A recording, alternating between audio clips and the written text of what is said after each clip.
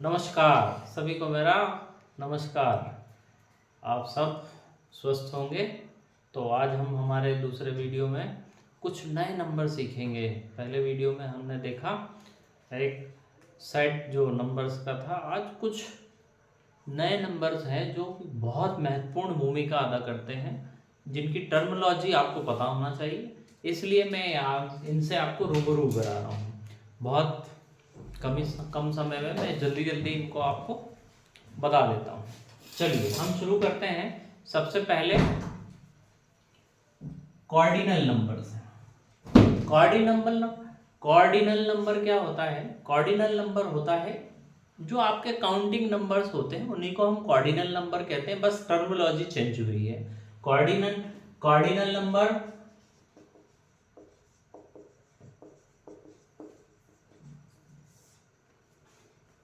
यदि cardinal number को आपको अपने आप से पूछना है कि कौन सा नंबर कॉर्डिनल नंबर है, तो अब आप क्या करेंगे इसमें कि हाउ मेनी क्वेश्चन कर लेंगे। हाउ मेनी, कितने, तो आपको पता चल जाएगा कि आप इनको काउंट कर सकते हैं। तो ये हमारे कॉर्डिनल नंबर होते हैं। All counting numbers are called cardinal number. जैसे 1 2 3 4 5 6 है ना, ये सारे काउंटिंग नंबर्स वो जो है कॉर्डिनल नंबर कहलाते हैं। दूसरा होता है ऑर्डिनल नंबर। ये हर बच्चे को ये टर्मिनोलॉजी पता होना चाहिए। ऑर्डिनल नंबर क्या होगा? Ordinal number that means position, कि आप किस पोजीशन पे हैं। जैसे जब भी आपके यहाँ कोई कंपटीशन होता है तो उसके अंदर आपका रैंक लगता है, first position, second position, third position, fourth position. तो these positions, first, second, third, fourth and so on, these positions are called ordinal number।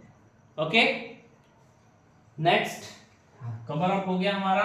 Cardinal number था हमारा काउंटिंग से रिलेटेड, ऑर्डिनल नंबर है हमारा पोजीशन से related. इसके बाद आता हूं मैं पैलिंड्रोमिक नंबर।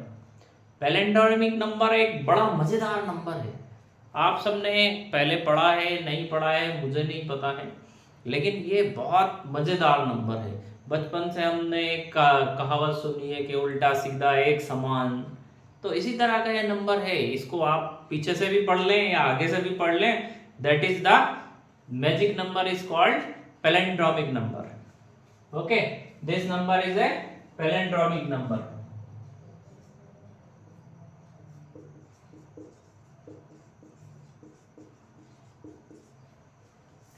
पैलिंड्रोमिक नंबर के यदि मैं एग्जांपल लेता हूं तो क्या क्या हो सकते हैं, आप सबको पता ही चल गया होगा।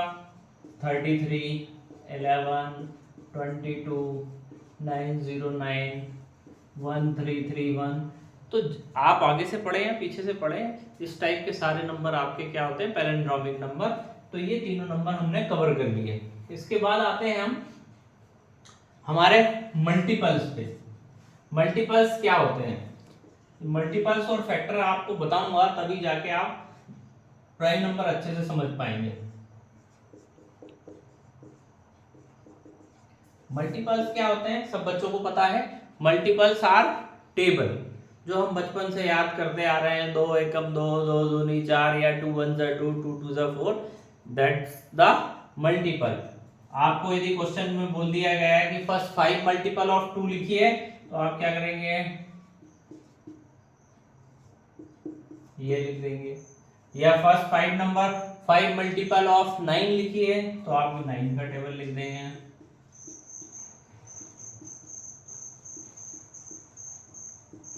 These are the multiples। Okay, समझ में आ रहा है ना? यस। मल्टीपल्स के बाद आता है factors. Factors most important. Factor समझना हमें बहुत जरूरी है, क्योंकि यदि फैक्टर नहीं पता होगा तो आप प्राइम नंबर और कंपोजिट नंबर को डिफाइन नहीं कर पाएंगे। इसके लिए आपको पहले बेसिक जानकारी होना जरूरी है। और ये 6th क्लास में सारे नंबर्स आपको मिल जाते हैं। यदि आपने अच्छे से पढ़े हैं तो आपको कहीं दिक्कत नहीं होती। ये 6th क्लास के बच्चों के लिए भी बहुत यूजफुल है, 6 से ऊपर।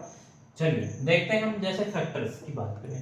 फैक्टर्स क्या होते हैं? तो फैक्टर्स में हम देखें कि मान लीजिए कि बच्चों को हम इसी तरह से फैक्टर करना सिखाते हैं। मान लीजिए हमने यहाँ एक नंबर लिया 8 या 18 ले लिया, इसको 2 से डिवाइड किया 9 आया, फिर इसको 3 से डिवाइड किया 3 आया।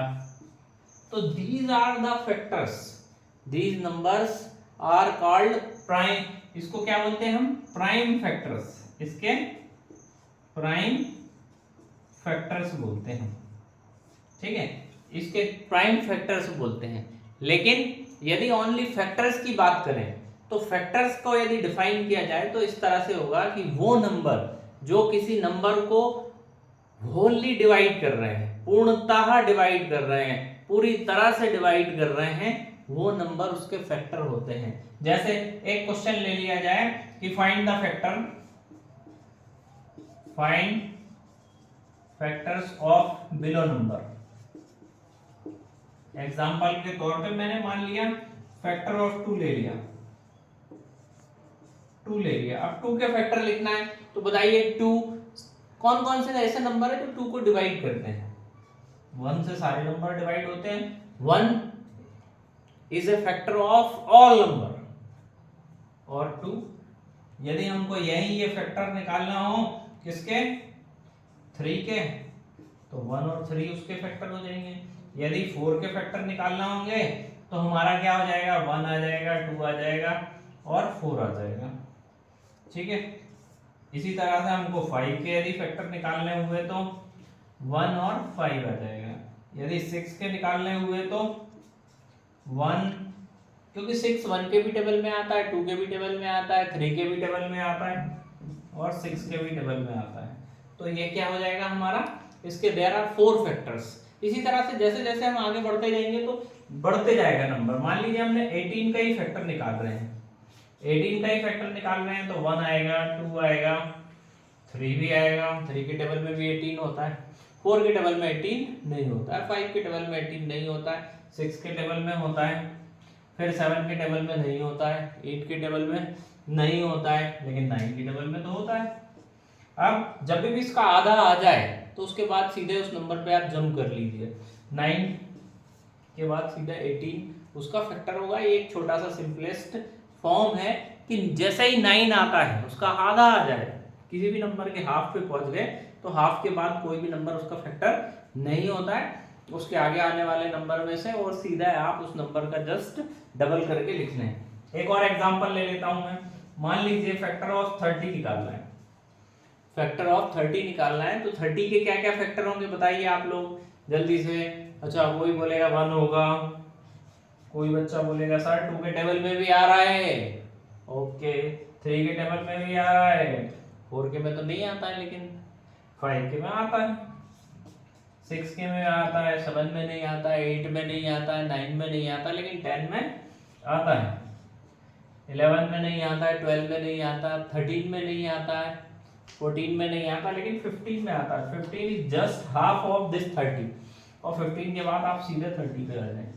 आई होप आपको प्राइम फैक्टराइजेशन और फैक्टर्स में अंतर आ गया होगा। प्राइम फैक्टराइजेशन जो हम निकालते हैं वो किसी को with the help of this निकालते हैं, है ना, और ये फैक्टर्स हम इस तरह से नंबर्स के निकालते हैं। तो यही हमारी मेन डेफिनेशन है किसके लिए, प्राइम फैक्टर और कंपोजिट नंबर के लिए, प्राइम नंबर और कंपोजिट नंबर के लिए। यदि ये फैक्टर आप समझ गए होंगे तो आप आसानी से उन नंबर को समझ जाएंगे।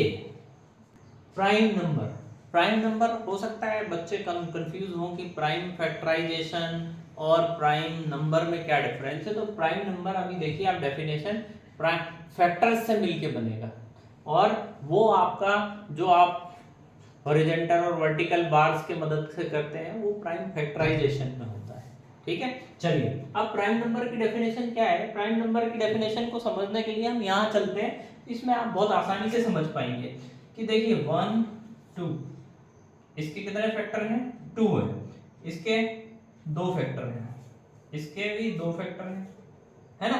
तो आप जहां जहां देख रहे हैं कि जो जो नंबर, यदि मैं 1 का फैक्टर भी लिख दूं इसमें, यदि 1 का भी फैक्टर निकाल दूं मैं तो वो केवल एक ही होगा। तो यदि हम प्राइम नंबर की डेफिनेशन बनाना चाहें तो एक ऐसे नंबर जिनके 2 फैक्टर हो रहे हैं एग्जैक्टली 2 फैक्टर्स हो रहे हैं, वो नंबर ही हमारे प्राइम नंबर हो रहे हैं। Those number having exactly 2 factors are called prime number.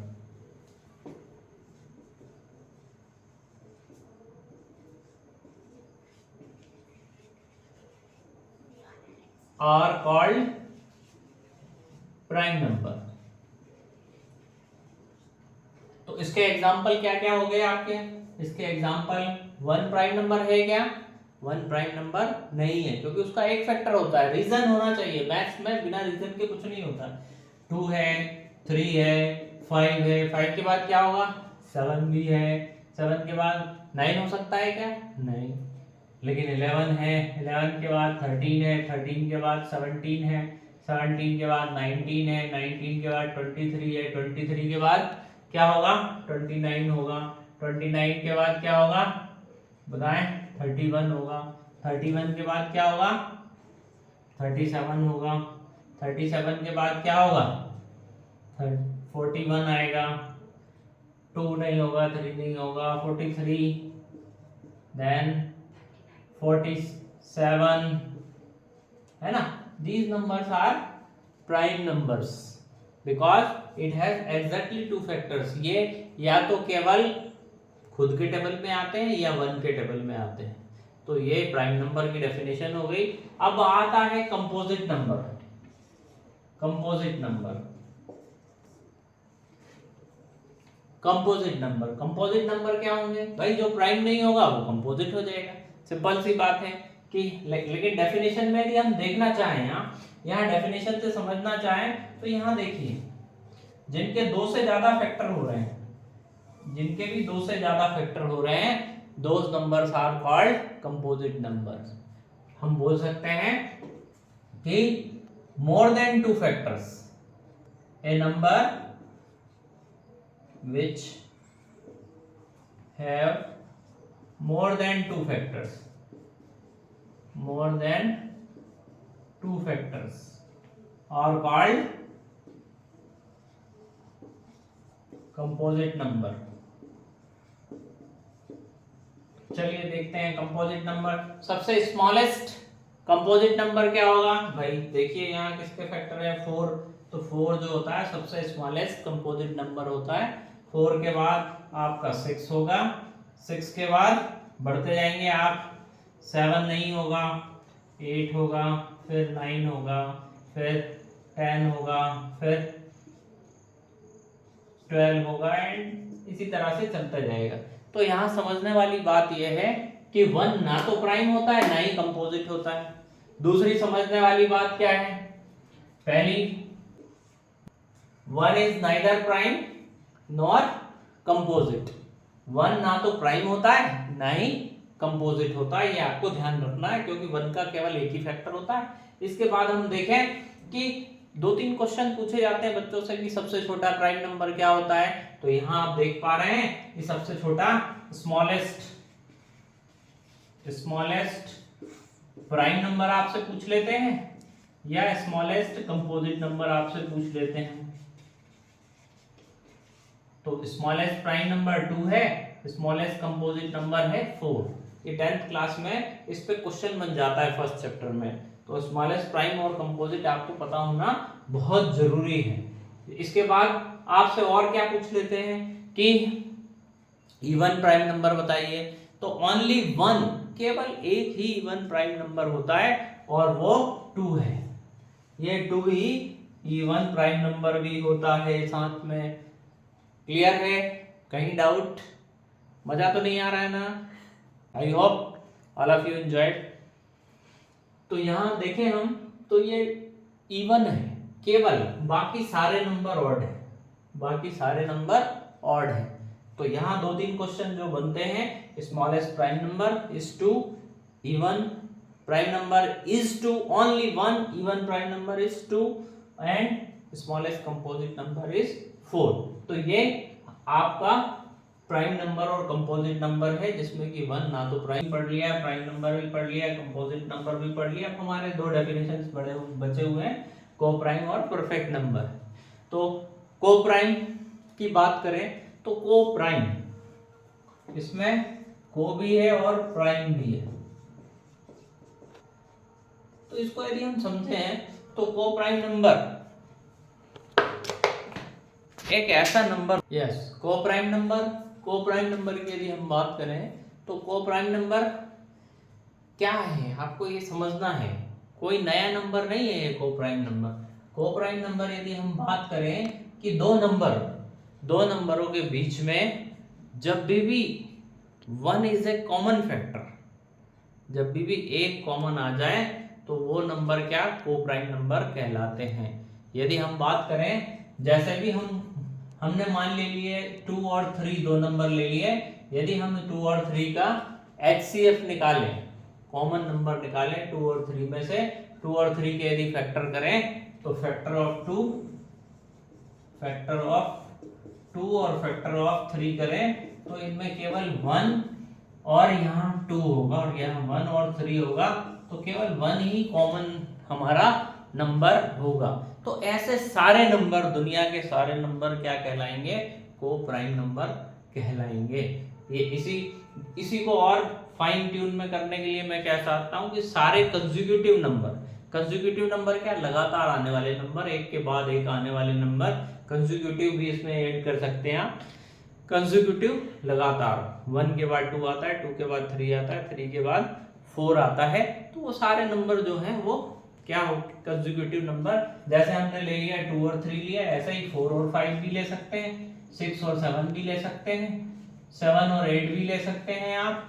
तो ये सारे नंबर क्या कहलाएंगे आपके को प्राइम नंबर कहलाते हैं। इनमें 1 as common between two numbers,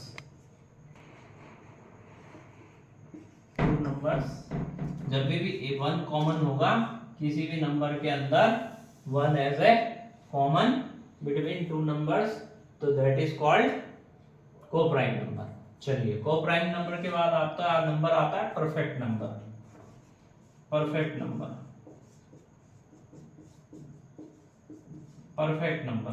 number क्या होते हैं, जैसा नाम वैसा काम, मिस्टर परफेक्ट। तो हर व्यक्ति चाहता है कि आई एम परफेक्ट, मैं भी चाहता हूँ, ऐसा नहीं। तो हर व्यक्ति चाहता है कि हर स्टूडेंट चाहता है कि मैं परफेक्ट हूँ, लेकिन पांचों उंगलियां बराबर नहीं होती। उसी तरह से परफेक्ट नंबर में भी फैक्टर्स का काम है।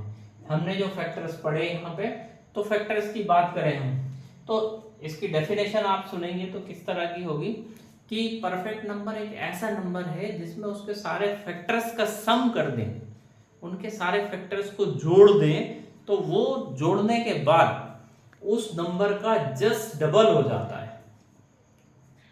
सम ऑफ ऑल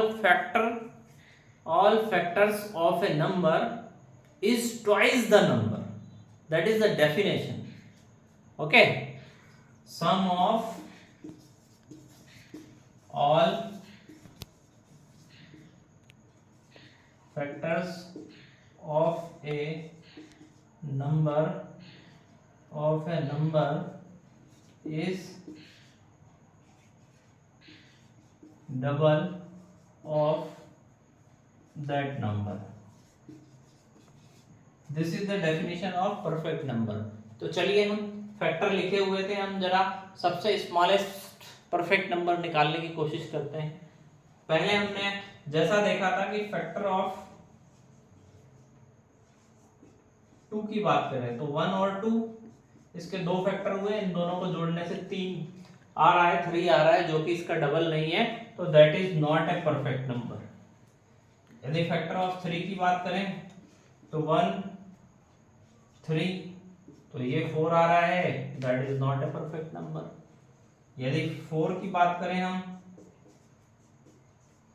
4 की बात करें तो 1 2 और 4, यदि इनका सम करें, ये 4 के फैक्टर्स क्या होंगे, 1 होगा, 2 होगा और 4 हो गए, तो 4 और 2 6 और 1 7, तो ये भी जस्ट 4 का डबल नहीं है, 8। यदि हम 5 की बात करें तो 1 और 5, तो ये भी ओनली 6 होगा, जो कि डबल नहीं है। तो इसी तरह से हम अगला नंबर देखते हैं 6।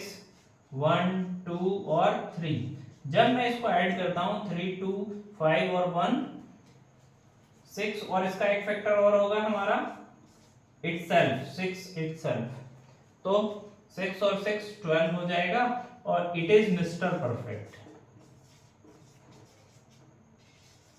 Mister smallest perfect. ये कौन सा नंबर होगा? स्मॉलेस्ट, ये स्मॉलेस्ट नंबर है परफेक्ट नंबर में। ओके, परफेक्ट नंबर में स्मॉलेस्ट नंबर है। ठीक है, आप इस तरह से और भी एग्जांपल निकाल सकते हैं परफेक्ट नंबर के, आप कोशिश कर सकते हैं। आप इससे अगला परफेक्ट नंबर कौन सा होगा, चलिए एक और ट्राई कर लेते हैं कि अगला परफेक्ट नंबर कौन सा होगा।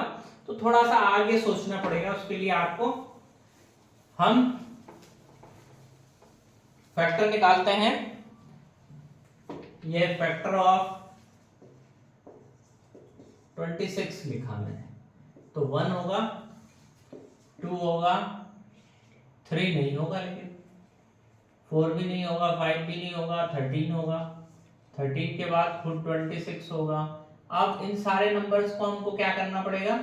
ऐड भी करना पड़ेगा फैक्टर्स को। यदि हम ऐड करते हैं तो कितना आता है इसका?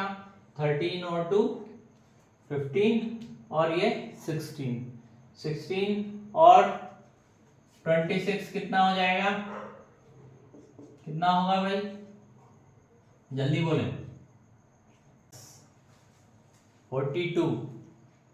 तो 42 is not a twice of this number 26, so it is not a perfect number. Okay, now अब 27 का यदि हम निकालें इसी तरह से, तो 1 3 9 9 के बाद 27 के और क्या फैक्टर हो सकते हैं? 10 नहीं हो सकता, 11 12 13 14 एंड itself 27 ही होगा। तो यहाँ आप देखेंगे 9 और 3 12 और 12 और 1 13 और 13 जब इसमें ऐड करेंगे तो कितना आएगा?